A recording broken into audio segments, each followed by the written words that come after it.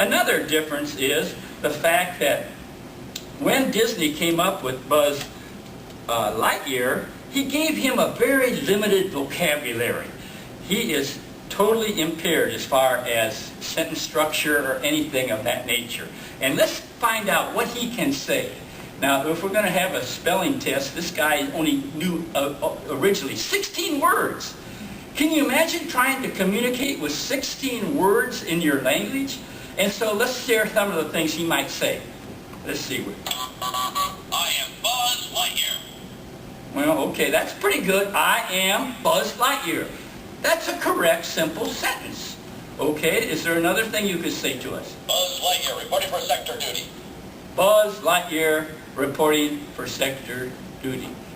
I think that, could we classify that as a sentence, Mr. Yes. Woodville? I don't know. Buzz Lightyear. I think so, don't you, Okay, class? well, let's see what else he says. I am Buzz Lightyear, Space Ranger. That's okay. Buzz Lightyear, signing off. To infinity and beyond. Okay. A sentence fragment. A no-no. Sentence fragment.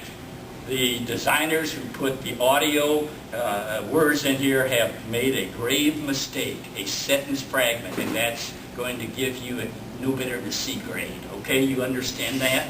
Well, later on, I didn't have the money to afford it, but the newest, this Christmas, Buzz Lightyear has been given a vocabulary of 256 words. Now, Buzz Aldrin, he knows many, many sentences. He has written, I believe at last count, 8 different books. His latest, Magnificent Desolation, is a bestseller. So he's very articulate, a very good communicator, and this guy is really needing some help. Okay? So those are some things that I could share with you. And if you want to add more to it, we can talk about the spacecraft that differ between Buzz Lightyear and Buzz Aldrin. Now this is a Buzz Lightyear spacecraft, and here is a smaller version of Lightyear here as the pilot, the commander. He's everything. There is no co-pilot on board. Now the thing interesting about this is, like Buzz Lightyear's backpack, there are some wings. And these wings used to work before they still work. A miracle. 20 years in the attic has somehow healed them. They came out and they work. And so here again, let me make you a point here. You know, I designed spaceships. Believe me, if I designed a spaceship like this for NASA, I would have lost my job long ago. I wouldn't have made it beyond the Apollo program. And here's the reason. You see these enormous engines, these engine nozzles? They're for a great, powerful thrusting rocket. The only difficulty is, where are you going to put the tanks for fuel? It's all engine. Engines need fuel. Without fuel, rockets don't work. So Buzz Lightyear is destined to just remain wherever this thing was built. He's not going anywhere. Whereas this astronaut, he has a lunar lander that I helped design that has fuel tanks, has engines. There's another big problem with Buzz Lightyear's craft. Even though it has main engines, how does it steer? It can't steer using the atmosphere like an aircraft. It must have to have what they call thrusters. If you ever see the movie Star Wars, you ever see Luke Skywalker's craft, his planetary fighter? That thing can roll, pitch, yaw, do all those maneuvers. Well, at NASA, we know in order to do that, you have to have what we call little rockets called thrusters. And they obey Newton's laws if you've taken some high school physics or grade school, studies. And without thrusters, you're just not able to do anything but just zoom all over in random motion about the cosmos, and Luke Skywalker would fall prey to all the evil Jedi or whoever his opponents are. And likewise, Buzz Lightyear would have no ability to operate this spaceship. So I think, how long have I gone with this little treatise? And there are some things I should contribute now. And what about the suit? Okay, about the suits. Astronauts being alive, having lungs, having a stomach, and all those kinds of things that keep us alive on planet Earth, have to be protected from the what they call cosmic rays, or small particles that might zoom like bullets through the solar system and strike an astronaut on the moon. And so in order to protect them, they have many, many layers, more than a dozen layers of fabric. And so what happens was, if one of these bullet-like particles would be coming from the sun and hurling through the cosmos and have your name on it, well, if it strikes this 13 or 15 layer spacesuit, Buzz Aldrin survives. And he survives because of all these layers, and he's got on you ever see long johns? I used to buy them when I was a kid. I'm from Indiana.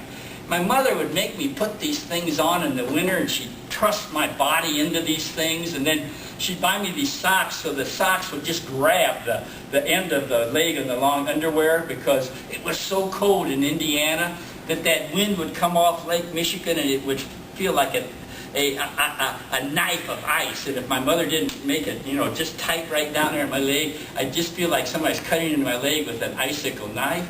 And so I said, Mom, I hate wearing those things. The only reason I hate wool pants, and she put me always in wool pants.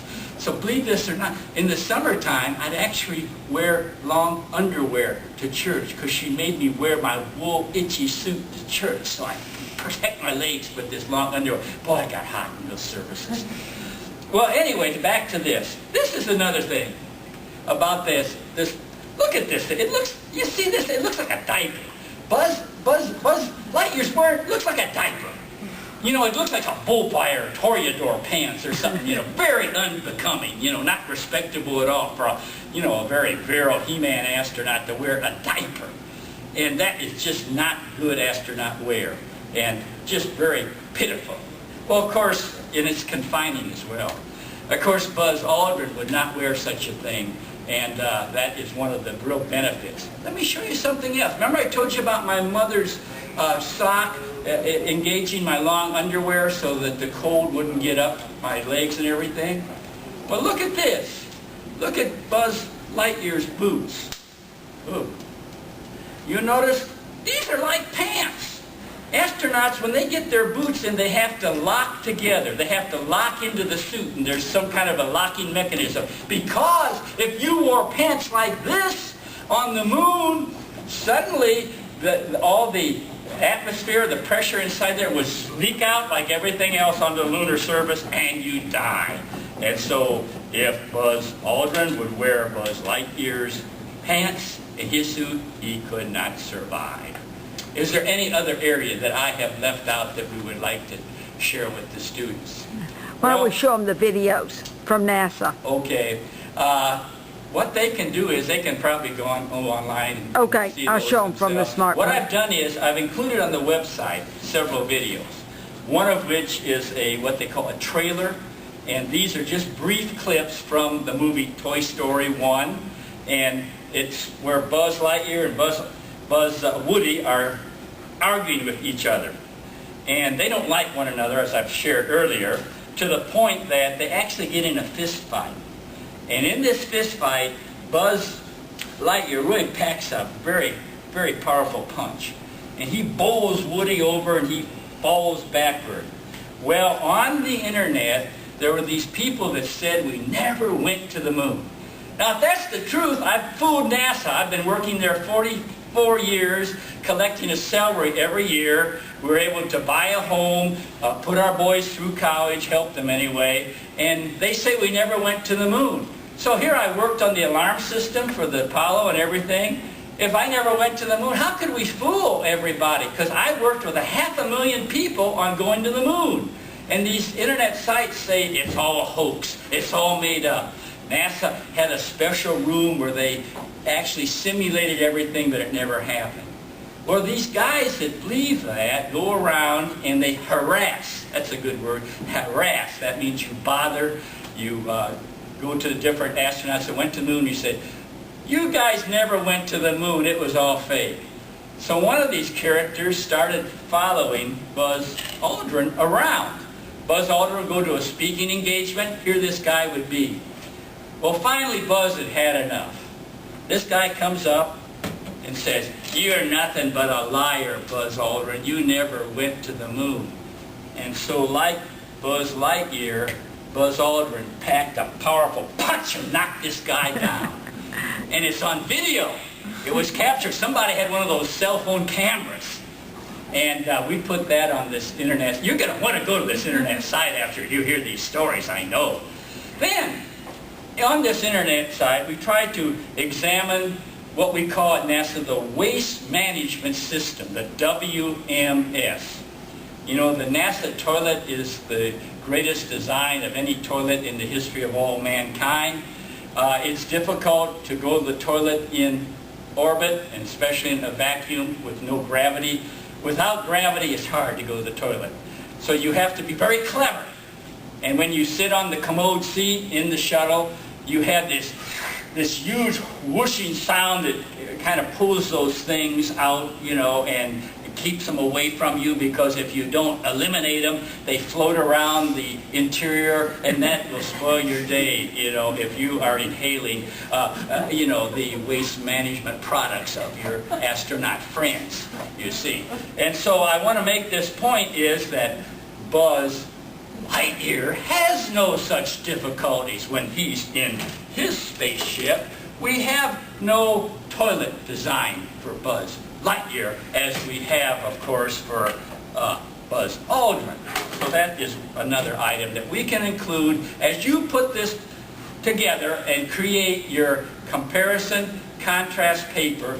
Consider what I've shared with you, and it's interesting to see the things that people remember that hear this talk.